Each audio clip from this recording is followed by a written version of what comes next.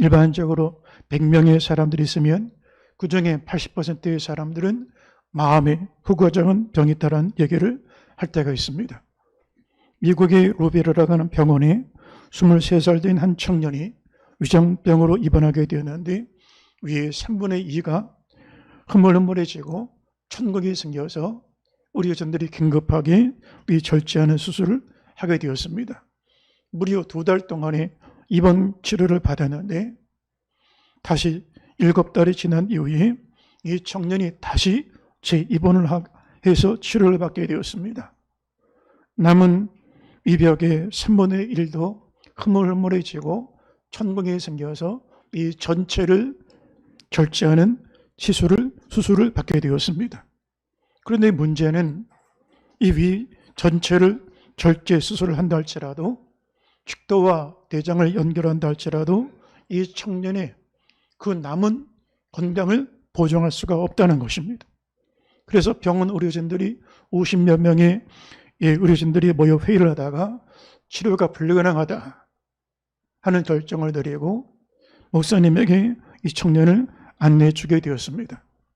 근데 목사님이 이 청년의 성장 과정, 가정의 사연들, 마음속의 사연들을 다 들어보니까 이 청년의 마음속에 깊이 응어리로 맺혀진 한 고통의 상처에 매여있는 그 상처의 모습들을 보게 되었습니다. 이 청년이 6살 때 부모가 이혼하여 이제 각각 가정이 이어지게 되는데 아버지도 아들을 양육하지 않겠다고 포기했고 어머니도 아들을 포기했다는 것입니다. 결국 자신을 낳았던 두 부모에게 버림받아서 6살 때 이제 양아버지에게 입양이 되었는데 이 양아버지는 아이를 사랑해서 입양한 것이 아니라 정부에서 3명 이상의 입양을 하면 도와준다는 이유 때문에 5명의 아이를 입양해서 그 정부 보조금을 받고 살아가는 그런 입양한 아버지였습니다. 양아버지는 아이들에게 폭행을 가하고 담뱃불로 몸에 지지고 온갖 학대를 다 했습니다. 아이는 견디다 못해서 11살 때 집을 뛰쳐나왔고 그리고 16살 때 총기를 구입을 하여 내가 전국에 찾아다니면서라도 나를 버린 아버지와 어머니를 죽여버리겠다. 그리고 총기를 가지고 23살일 때까지 전국을 찾아서 부모를 찾으려고 했는데 결국 찾지 못하고 마음속의 상처와 과거에 응어해진 그 한을 품고 이 아이의 마음이 이렇게 망가지게 되어진 것입니다. 청년의 마음속에 미움과 저주, 살해내는 분노가 날마다 가득하니 정상적으로 위산이 분비되는 것이 아니라 과다하게 위산이 그 극렬한 스트레스 때문에 미움과 분노, 살인하는 그 마음 때문에 위산이 과다하게 분비되면서 위벽이 헐고 장기들이 다 무너내리게 되었다는 것입니다. 그래서 목사님이 이 청년을 살리기 위하여 정부의 도움을 받아서 FBI까지 동원이 돼서 그 생부와 생모의 주소지를 찾게 되었습니다. 가까스로 어머니가 살고 있는 곳을 알게 되었는데 그 어머니가 너무 가난한 형편이 되어 아들이 있는 곳에 찾아올 수 있는 여비도 없는 형편 가운데 있었습니다. 교회 사람들이 도움을 많이 크고 작은 도움을 통하여 이 청년과 어머니가 극적으로 재회하게 되었습니다. 어머니가 하루 종일 아들을 처음 만나서 용서하며 통곡하며 용서를 구합니다. 그런데 아들은 문을 굳게 걸어 잠그고 문을 열지를 않습니다. 일주일 그렇게 어머니가 눈물을 흘리면서 통곡을 하고 용서해달라고 아들에게 눈물로 간청을 하니 일주일 정도 지나니까 비로소 아들이 마음을 열고 첫 마디를 이렇게 꺼내더라는 거예요. 엄마, 나를 용서해줘. 나는 엄마를 죽이려고 했어. 권총도 준비하고 늘 살인하는 분노를 품고 살았어. 그렇게 울면서 아들도 엄마에게 용서를 구하더랍니다. 그런데 놀란 것은 일주일 동안에 모자가 서로 붙잡고 울고 또 울고 또 울고 용서하고 화해하는 시간을 갖는데 일주일 만에 병원에서 포기했던 청년의 위장이 정상적으로 회복이 되어지는 거예요. 사람이 살고 죽는 것이 마음을 지키는 데 달려 있습니다. 성공과 실패가 마음에 달려 있습니다. 인생이 행복하고 불행하는 것이 마음에 달려 있습니다. 인생의 경주에 승리하는 것과 패배하는 것이 마음에 달려 있는 것입니다. 그래서 빌리 그레이엄 목사님은 마음을 고쳐야 세계를 바꿀 수 있다라고 말했습니다. 우리가 세상을 변화시키자가 먼저가 아닙니다. 네 마음의 변화가 먼저인 것입니다. 세상에서 가장 중요한 공부는 마음을 공부하는 것입니다. 우리 인생의 가장 중요한 승부가 결정되어지는 것, 우리 인생의 가장 치열한 승부처가 마음속이라고 할 수가 있는 것입니다. 가장 강력한 죄의 권능이 역사하는 곳이 마음속입니다. 가장 치열한 죄의 파도가 일어나는 곳이 마음입니다. 지옥의 불이 타오르고 인간의 탐욕 속에 일어나는 죄의 정욕의 불꽃이 타오르는 것이 마음속입니다. 그런데 가장 놀랍고 신비로운 성령의 역사가 임하는 것도 마음속입니다. 전능하신 하나님이 성령으로 거주하시는 것도 마음입니다. 하느님 말씀이 살아 움직이고 역사하고 우리의 심령을 치유하고 회복시키고 능력으로 구원으로 인도하는 것도 마음속인 것입니다. 믿음의 영적인 주소지는 마음입니다. 사람이 마음으로 믿어 의에 이르고 마음에 믿음이 생기는 것입니다. 마음에서부터 믿음이 자라나게 되어지는 것입니다. 우리 경기는 치열한 승부에 따라서 희비가 엇갈리게 되어집니다. 우리 운명의 희비가 마음속의 승부처에서 희비가 엇갈려지고 운명이, 이 분수령이 새로운 운명으로 시작되는 것을 보게 되어지는 것입니다. 세계적인 스포츠 스타 선수들을 보면 개인 헬스 트레이너들을 데리고 다닙니다. 그래서 몸 관리를 해줍니다. 그런데 그 위에 더 정상급 선수들을 보면 헬스 트레이너들만 데리고 다니는 게 아니라 개인 전담 심리 상담가들이 있습니다. 그래서 정신 관리를 해줍니다. 멘탈 관리를 해줍니다. 아무리 뛰어난 유능한 실력이 있는 선수도 마음이 무너지면 정상적인 경기력이 나오지 않게 되어지는 것입니다.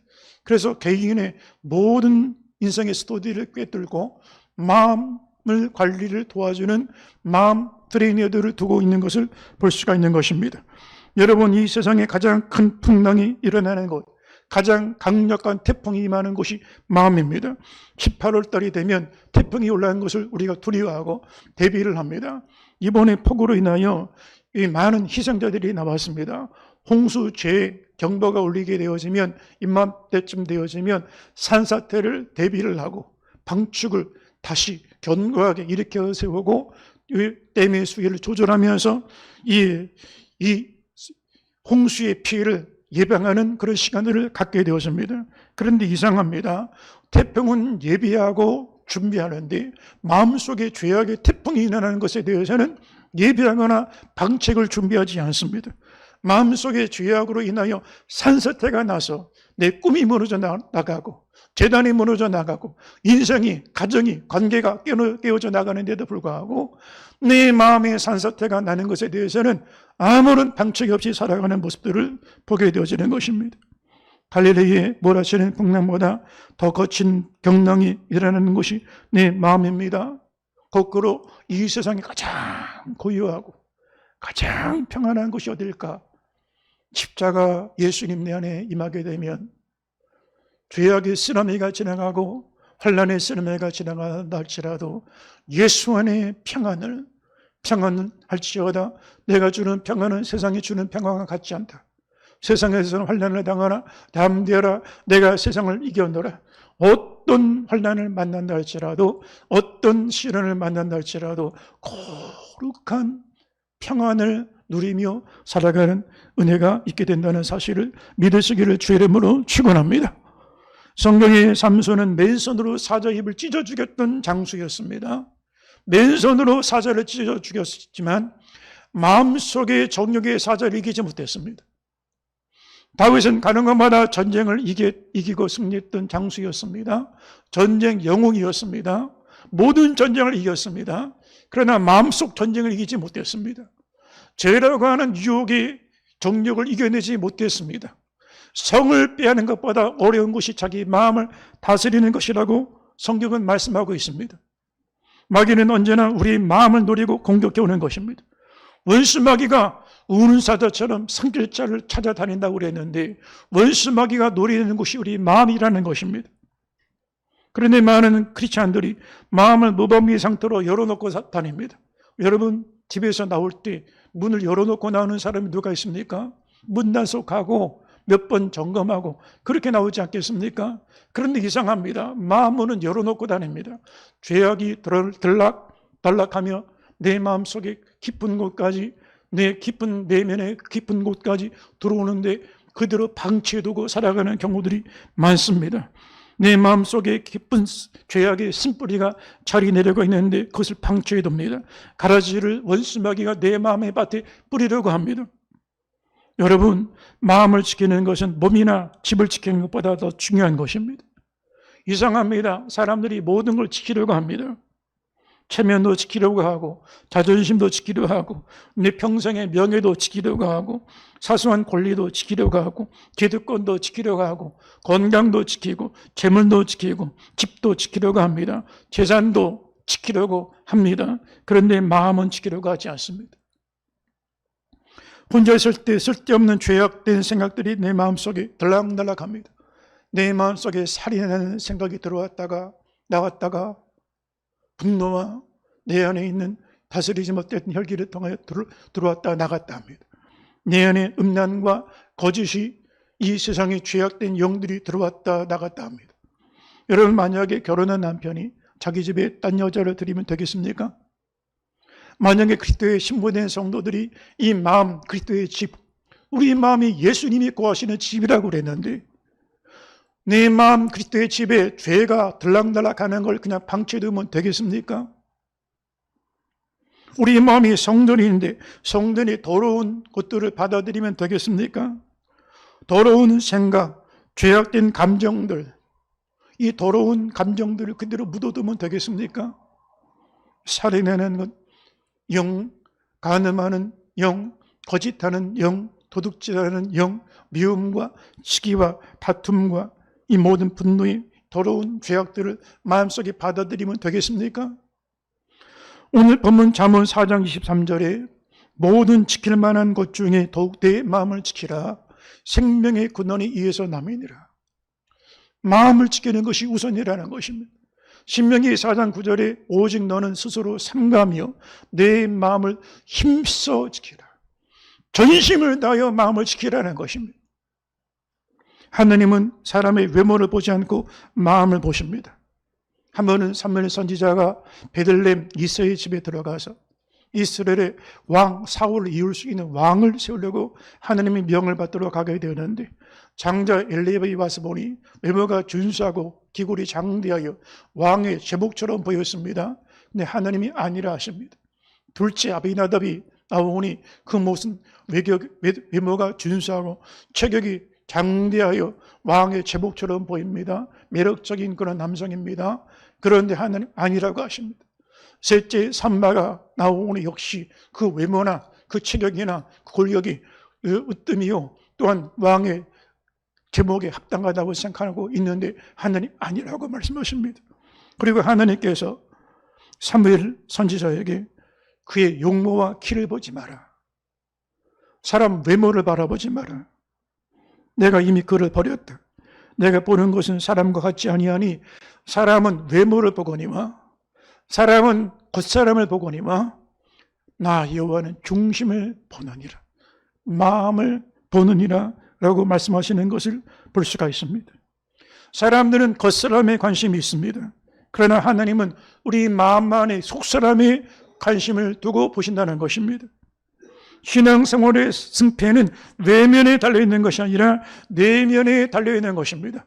표면적인 유대인이 아니라 할례 받고 안식을 지키고 성전 예배 드린다고 정통 유대인이 아니라 핏줄 혈통이 아브라함의 자손이기 때문에 유대인이 아니라 사도 바울은 이면적인 유대인, 마음속에 할례를 받은 사람이 진짜 유대인이고 진짜 아브라함의 자손이라고 말씀해 주셨습니다.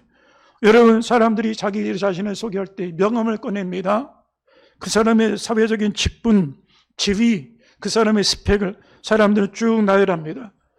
자기소개가 길어지는 사람이 있습니다. 사실은 자기가 공허하기 때문에 자기소개가 길어지는 것입니다.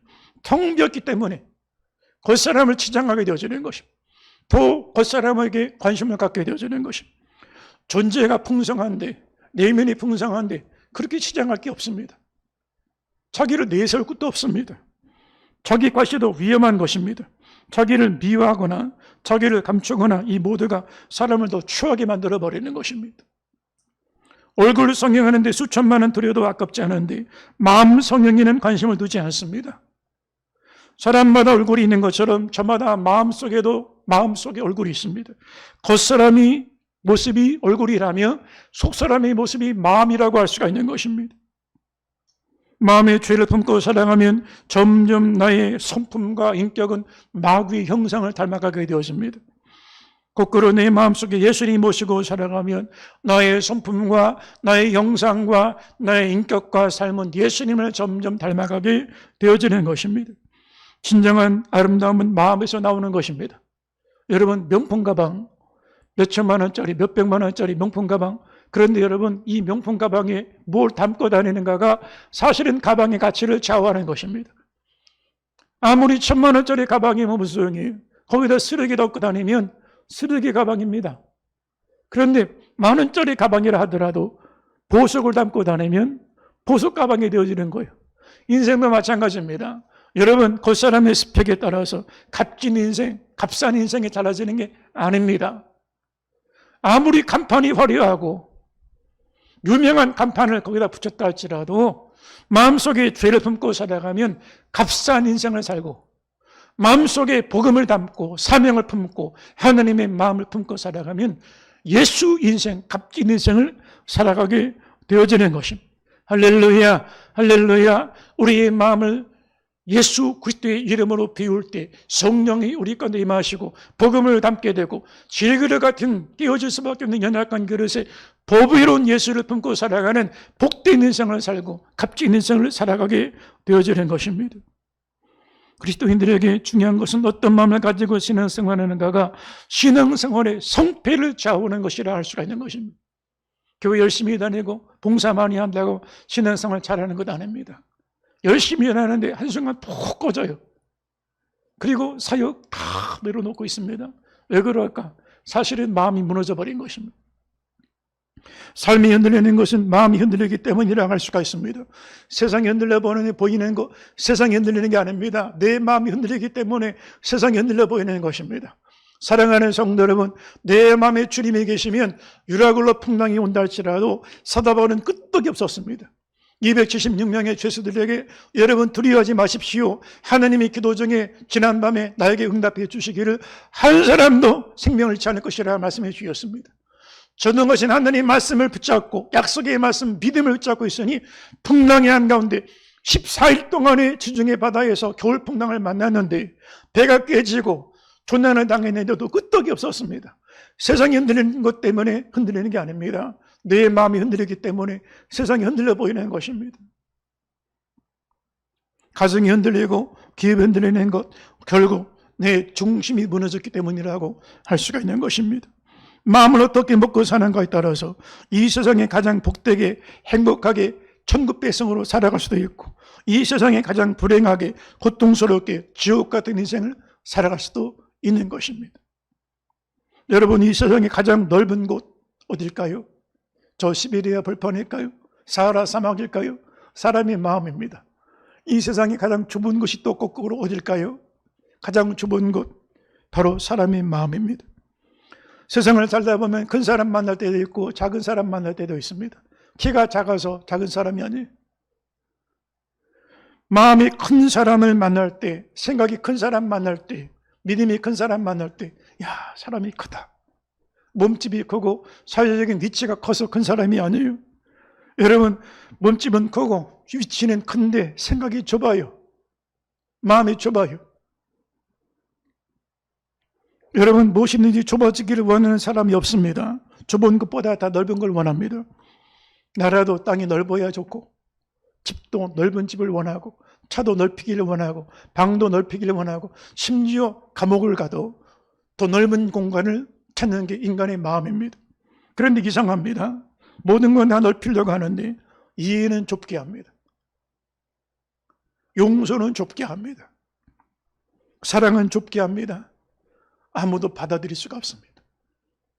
용서하지 못하는 심령, 이 세상에 가장 비좁고 비좁은 심령입니다. 난 사람에게도 만족을 못하는데, 자기 자신마저도 만족을 못하는데 얼마나 비좁은 공간 속에, 좁은 공간 속에 살아갑니까?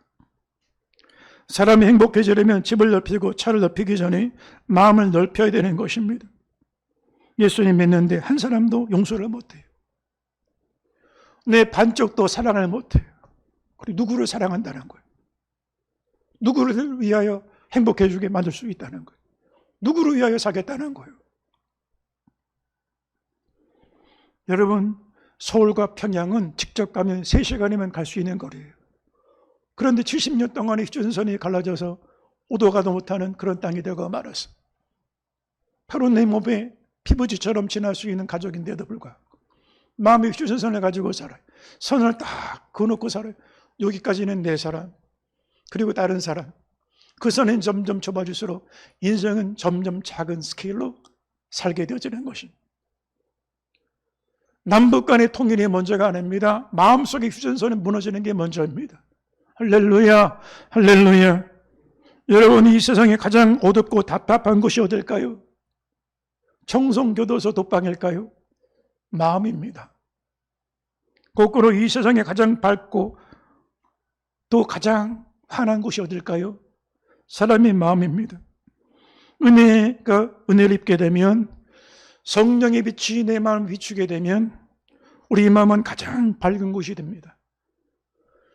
위에 태양 되시는 예수님이 나의 인생 속에 들어오셔서 나의 생각과 나의 거친 마음을 다스리시면서 내 마음은 밝고 환한 곳이 되어집니다.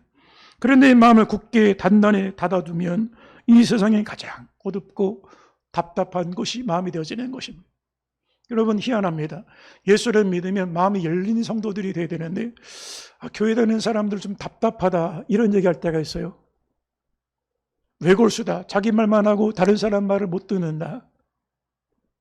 예수님은 다 들으셨어요. 수가성의 여인의 이야기도 다 들으셨고, 가나바다 현장에 붙잡힌 여인의 이야기도 다 들으셨어요.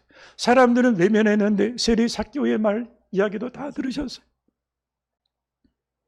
예수를 믿을수록 답답한 마음이 아니라 열린 마음이 돼야 그것이 예수님을 잘 믿는 것이라고 할 수가 있는 것입니다. 여러분, 이 세상의 가장 넓은 곳은 예수 그리스도의 마음이십니다. 은혜는 측량할 수 없는 넓은 은혜인 것입니다. 그래서 빌립보서 2장 5절에 보니까 너희 안에 이 마음을 품으라 곧 그리스도 예수의 마음이니 그랬습니다. 예수님은 죄인도 품으십니다. 원수도 품으십니다. 십자가에서 아버지여 저들을 용서하옵소서. 이 사람은 이것 때문에 안 되고, 저 사람은 저것 때문에 안 되고, 이 사람은 내 사람이고, 이 사람은 내 핏줄이고, 선을 이것저것으로 긋지 말고 예수 십자가로 예수님 마음을 우리 안에 품는 믿음의 성도들 되시기를 주의 이름으로 축원합니다. 은혜가 가득하면 우리 마음이 가장 넓은 마음이 되고, 은혜가 소멸되고 죄를 품게 되면 이 세상에 가장 비좁은 곳이 되어지는 것입니다. 이 세상에 가장 거칠고 딱딱한 곳이 어딜까요? 단단한 것이 어딜까요? 그 인간의 마음입니다. 그런데 거꾸로 이 세상에 가장 부드러운 곳이 어딜까요? 포근하고 온유하고 따뜻한 곳이 어딜까요? 인간의 마음입니다. 사도 바울은 에베소 성도들에게 예수 믿기 전에 우리의 마음 상태가 딱딱하고 굳어진 돌덩어리 같았다라고 말합니다. 에베소 4장 18절 말씀을 한번 보겠습니다. 그들의 총명이 어두워지고 그들 가운데 있는 무지함과 그들의 마음이 굳어짐으로 말미암아 하나님의 생명에서 떠나 있도다. 여기 마음의 굳어짐으로 그랬는데, 이 굳어졌다는 말은 포로시스라는 단어를 썼습니다. 그런데 이 포로시스라는 말의 뿌리 말은, 어근은 포로스라는 단어인데, 포로스라는 말은 돌덩어리라는 뜻을 가지고 있습니다. 인간의 마음이 하나님을 몰랐을 때, 예수님을 영접하지 않았을 때 돌덩어리처럼 단단하고 딱딱한 굳어진 마음 상태였다는 것입니다. 바늘 하나 들어가지 못하는 마음 상태였다는 것입니다. 은혜를 받아야 이 단단한 마음이 부드러운 마음이 되어지는 것입니다. 딱딱하고 거칠었던 냉랭했던 마음이 포근하고 부드러운, 살같이 부드러운 마음 상태로 바뀌어지게 되어지는 것입니다. 성경의 구약의 바로를 보면 모세를 통하여 하나님이 10가지 권능을 행사하게 주셨습니다. 그런데 권능을 행사하면 한번 돌이켰다가 내가 당신과 양보하겠다 그러다가 다시 마음을 완강하게 하고 강팍하게 하고 완악하게 했다, 이런 표현이 계속 반복되었습니다. 출애굽기 18장 15절을 보니까 바로가 그의 마음을 완강하게 하여 그랬고, 8장 19절에 세 번째 재앙 이후에도 바로의 마음이 완악하게 되어 그들의 말을 듣지 아니하였으니 그랬고, 네 번째 재앙 때도 바로가 이때에 그의 마음을 완강하게 했다라고 그랬고, 바로의 마음을 완악하게 했다 말이 계속 반복되어 나옵니다. 마지막 10번째 장자를 죽입니다.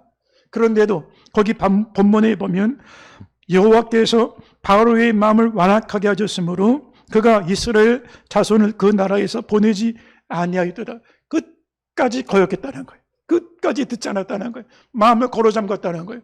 그런데 여기 여호와께서 바로의 마음을 완악하게 하셨다는 것은 하나님이 그 마음을 조정했다는 게 아니에요.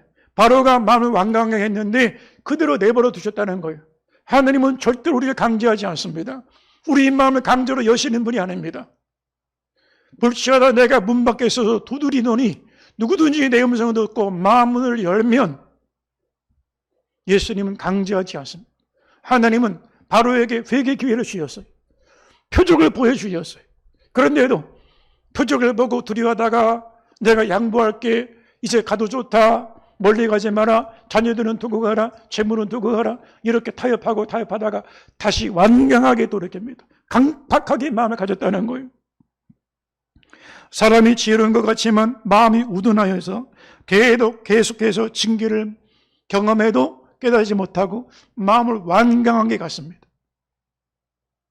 여러분, 징계가 오고 고난이 오면 깨달아야 그게 지혜 있는 인간이잖아요. 그런데 인간이 만물의 영장이라고 하는데 하나님이 간섭하시고 징계도 깨닫지 못합니다. 돌이키지 않는 마음 상태가 되었다는 거예요. 그래서 하나님께서 계속 하나님 뜻을 거스르고 거역하고 거스리면 간섭하시는데 그 사람 사랑하는 것에 손대십니다. 제일 먼저 그 사람이 재물이 신이면 재물이, 물질이 우상이면 물질에 손대십니다. 그래도 깨닫지 않고 마음을 강박하게 가지면 건강, 몸이 우상이면 몸에 손을 대십니다. 그래도 깨닫지 못하면 자식, 평생에 자식만 바라보고 사는 부모가 있으면 깨닫지 못하면 그 사랑하는 자녀에게 손을 대십니다. 그리고 마지막 깨닫지 못하면 어떻게 하시냐? 그 사람을 치십니다. 그게 바로의 모습이었습니다. 그 바로가 누굽니까? 바로 나. 에집트에만 바로가 있는 게 아니라 바로 나의 마음속에 그 완강한 마음이 들어와 있는 것입니다. 은혜를 받아야 굳게 닫힌 마음이 열리게 되고 딱딱하고 거칠었던 마음이 부드럽고 따뜻한 마음이 되어지는 것입니다. 에스겔서 11장 19절 말씀을 보니까 내가 그들에게 한 마음을 주고 그 속에 새 영을 주며 그 몸에서 돌 같은 마음을 제거하고 살처럼 부드러운 마음을 주어 그랬습니다. 딱딱한 마음은 제거하고 부드러운 마음을 주겠다는 것입니다. 은혜 받아야 옛사람이 십자가에 못 박히고 새 사람으로 새로운 마음을 품게 되어진다는 사실을 말씀하고 있는 것입니다. 여러분, 이 세상에 가장 추운 곳이 어딜까요? 차가운 곳이 어딜까요? 남극입니까? 북극입니까? 사람의 마음입니다. 사람의 마음보다 차가운 게 없습니다. 이렇게 차가울 수가 없어요. 여러분, 이 세상에 가장 따뜻한 곳이 어딜까요? 적도일까요? 아프리카 적도 있는 나라들일까요? 사람의 마음입니다. 가장 따뜻한 것도 마음이고 차가운 것도 마음이라는 거예요. 일본의 이시하라 유미라고 하는 작가가 체온혁명이라고 하는 책자 속에서 우리 몸의 체온이 얼마나 중요한가를 이렇게 설명하고 있습니다. 우리 몸의 체온이 1도가 올라가면 면역력이 30도가 올라간다는 거예요. 거꾸로 체온이 떨어지면 면역력도 떨어지게 된다는 거예요. 암세포는 35도 체온에서 가장 빨리 증식되고 우리 체온이 39.3도가 되면 암세포가 사멸된다는 거예요. 야생동물들은 병원도 없고 의사도 없고 간호사도 없는데 병이 나면 어떻게 하냐? 자기 몸의 체온을 끌어올린다는 것입니다. 그래서 자기 몸 상태를 회복시키는 자연적인 치유의 능력을 가지고 있다는 것입니다. 그런데 여러분, 우리 몸의 체온이 그만큼 중요하지만 마음의 체온도 중요한 것입니다. 마음이 따뜻하고 부드러운 성도는 죄에 대한 면역력을 가지고 있습니다. 죄가 들어올 때 따뜻한 마음을 견디지 못합니다. 사랑하면 죄가 못 들어오는 거예요. 부드러운 마음을 가지면 못 들어와요. 그런데 죄라는 바이러스가 차가운 마음, 냉랭한 마음 속에는 아주 잘 들어와서 거기 기생하고 자리하고 성뿌리 내리고 점점 번식하게 되어지는 것입니다. 여러분, 우리 몸의 체온계를 통하여 채우는 죄죠. 그러면 마음의 체온은 어떻게 잴 수가 있을까요? 알 수 있는 방법이 있습니다. 눈빛만 봐도 압니다. 표정을 보면 압니다. 이 사람 마음이 지금 냉랭한지 식었는지 따뜻한지 눈빛을 보면 그렇게 따뜻하고 사랑에 하트가 그냥 뿅뿅 나오고, 눈빛만 봐도 마음의 체온이 올라가 있는지 아니면 마음의 체온이 식었는지 지금 남극인지 북극인지 알 수가 있는 거예요. 눈빛만 보면 레이저가 막 나오고 도끼가 막 임하고 칼날이 임하고 얼굴 표정을 보면 알 수가 있는 거예요. 그러니 여러분, 마음 관리 잘하면 표정 관리도 잘 되게 되어지는 거예요. 마음이 차가운 사람들은 얼굴이 싸늘합니다. 찬바람이 돕니다. 주변도 싸늘하고 이웃도 없습니다. 여러분, 그러나 마음이 따뜻한 사람은 얼굴에 미소가 가득합니다. 기쁨이 가득합니다. 행복이 가득합니다. 우리 성례교회 성도들의 마음이 그런 마음이 된 줄로 믿습니다. 할렐루야, 할렐루야. 어떤 붕 집회에서 목사님이 설교 중에 성도들에게 이런 질문을 던졌습니다. 여러분, 이 세상이 가장 차가운 바다가 어딘지 아십니까? 썰렁해라는 바다입니다. 그러면 여러분, 이 세상이 가장 따뜻한 바다가 어딘지 아십니까? 성도들이 대답을 못하고 있으니까 사랑해라는 바다입니다. 그래서 이 퀴즈를 듣고 난 성도가 은혜를 받고 난 다음에 집에 가서 평소에 경상도 남자처럼 그냥 사랑해 한마디도 표현을 못하는 무덤덤한 남편한테 한번 사랑해 이 말을 듣고 싶어서 여보 내가 퀴즈를 한번 낼 테니까 좀 맞춰봐. 여보, 이 세상에 가장 차가운 바다가 어떤 바다인지 알아? 남편이 대답을 못하니까 썰렁이라는 바다야.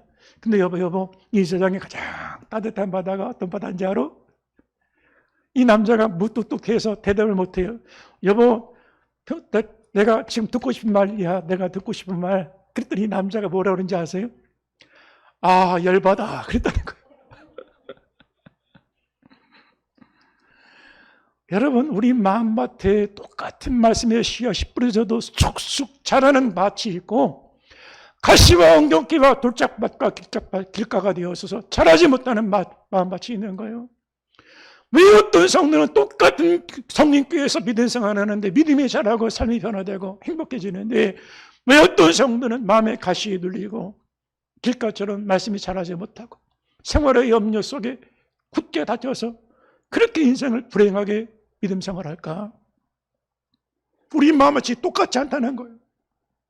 마음밭을 기억해야 된다는 거예요. 예수님은 천국 말씀을 듣고 깨닫지 못하는 자는 길가에 부러진 자요, 말씀을 받을 때는 기쁨을 받으나 자라지 못하는 자는 돌짝밭과 같은 그런 심령이요, 또한 가시떨기 같은 마음밭은 세상의 재리의 유혹과 세상의 재물의 유혹에 빠져서 염려, 근심, 걱정에 빠지는 마음밭이다 그랬습니다. 여러분, 우리 마음밭이 좋은 옥토밭이 되어져야 말씀이 뿌려질 때 30배, 60배, 100배 하나님의 축복의 열매를 맺어가는 복된 심령이 될 수 있다는 사실을 믿으시기를 주의 이름으로 축원합니다. 할렐루야. 성경은 그래서 예레미야 선지자는 너희 묵은 땅을 갈고 가시 덤불에 파종하지 말라 그랬습니다. 마음의 묵은 땅을 기경하라는 거예요. 수십 년 동안에 한 번도 갈아보지 못했던 마음밭을 기경해보라는 것입니다. 호세아 선지자도 너희 묵은 땅을 기경하라고 그랬습니다. 우리 마음밭 묵은 땅을 기경할 수 있게 되기를 주의 이름으로 축원합니다. 여러분, 내 집에 온갖 쓰레기 더미를 쌓아놓고 사는 사람이 없습니다. 집에 쓰레기 더미를 음식물 쓰레기 더미를 막 잔뜩 쌓아놓고 사는 사람이 누가 있겠어요? 내 마음속에 죄악의 쓰레기들은 담아놓고 사는 사람이 많아요. 여러분, 똑같은 말씀을 들었지만 베드로 설교를 들었던 사람들은 마음에 찔려 회개하고 돌이키고 성령을 받고 예수님께로 돌아왔습니다. 그런데 똑같은 말씀을 들었으나 스데반 설교를 들었던 사람들은 저희가 이 말을 듣고 마음에 찔려 이를 갈고 귀를 닫고 돌을 들어 스데반을 쳤다고 그랬습니다. 똑같은 메시지인데 베드로 설교를 들었던 사람 중에는 회개하고 돌이키는 자들이 나왔고, 스데반의 설교를 들었던 사람 중에는 이를 갈고 분이 여기며 귀를 막고 달려들어 돌을 들어 치고 말았습니다. 우리 마음이 그만큼 중요한 것입니다. 마음이 따뜻하면 감옥도 천국이 되고, 마음이 차가우면 왕궁도 지옥이 되고 감옥이 될 수가 있는 것입니다. 사도 바울은 성령 충만하여 성령의 불꽃에 불이 타오르고 복음전도 사역을 감당하다가 빌립보 감옥에 갇히고 말아서 온몸에 두들겨 맞고 피가 나고 만신창이가 됐는데 빌립보 감옥에서 찬송을 드렸습니다. 하나님의 영광이 그 가운데 임하게 되었습니다. 감옥이 천국이 되었습니다. 그런데 여러분, 사울 왕은 화려한 왕궁에 사는데 부족함이 없습니다. 왕의 진수성찬을 대합니다. 왕의 식탁에 앉아서 음식을 먹습니다. 왕의 보좌에 앉아서 모든 신하들 호령을 합니다. 그런데 마음이 차가우니 지옥처럼 살았습니다. 자기 아들도 원수처럼 지냈고 딸과도 단절하고 말아서 생명의 은인 다윗은 죽이려고 그를 원수로 삼고 살았습니다. 우리 마음에 따라서 천국이 될 수도 있고 우리 마음에 따라서 지옥 같은 삶도 될 수가 있는 것입니다. 여러분, 이 세상에 가장 거룩한 곳이 어딜까요? 청와대일까요? 대법원일까요? 국회일까요? 어디가 거룩한 곳입니까? 마음이 것입니다. 우리 마음이 성전이라고 그랬습니다. 거꾸로 이 세상에 가장 더럽고 추한 곳이 어딜까요? 인간의 마음인 것입니다. 예레미야 17장 9절 말씀을 보니까 만물보다 거짓되고 심히 부패한 것은 마음이라 누가 능히 이를 알리오마는. 여러분, 더러운 손이 우리를 더럽게 만드는 게 아닙니다. 우리 마음속에 죄가 우리를 더럽게 한다라고 예수님께서는 말씀해 주셨습니다. 마태복음 15장 19절 말씀을 보니까 마음에서 나오는 것은 악한 생각과 더러운 살인과 간음과 음란과 도둑질과 거짓 증언과 비방이니 이런 것들이 사람을 더럽게 하는 것이요 씻지 않는 손으로 먹는 것은 사람을 더럽게 하지 못하느니라. 손이 더러워서 사람이 더러워지는 게 아니라는 거예요.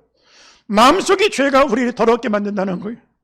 여러분, 악한 생각들, 살인, 이게 더러운 죄고, 간음, 음란, 음행하는 생각들, 이게 더러운 죄요. 거짓하는 것, 도둑질하는 것, 비방하는 것, 다른 사람 함부로 말하는 것, 이게 더러운 죄라는 거예요. 이게 우리를 더럽게 한다는 거예요. 마음을 지킬 수 있는 자는 천국을 볼 수가 있습니다. 마태복음 5장 8절 말씀을 보니까 마음이 청결한 자는 복이 있나니 저희가 하나님을 볼 것이며 그랬습니다. 천국은 육의 눈으로 보는 게 아닙니다. 마음의 눈으로 보는 것입니다. 하나님은 우리 마음속에 녹화하십니다. 이 시간 예배드리는 사랑하는 성령께 성도 여러분, 우리 마음을 어디를 향하여 열 것인가에 따라서 우리 인생의 미래와 운명이 달라질 것입니다. 우리 마음을 세상에 열어주지 말고, 사단의 음성에 마음을 열지 말고, 죄에 손짓하는 곳에 마음을 열지 말고 우리 마음을 말씀으로 지켜낼 수 있게 되기를 바랍니다. 그리고 성령의 음성에 귀를 기울이고 그 말씀을 내 마음 가운데 깊이 새기고 이 말씀을 주야로 묵상하고 말씀으로 무장하여 내 마음을 거룩하게 지키는 복된 성도들 되시기를 주의 이름으로 축원합니다. 우리 함께 동성으로 기도드리겠습니다.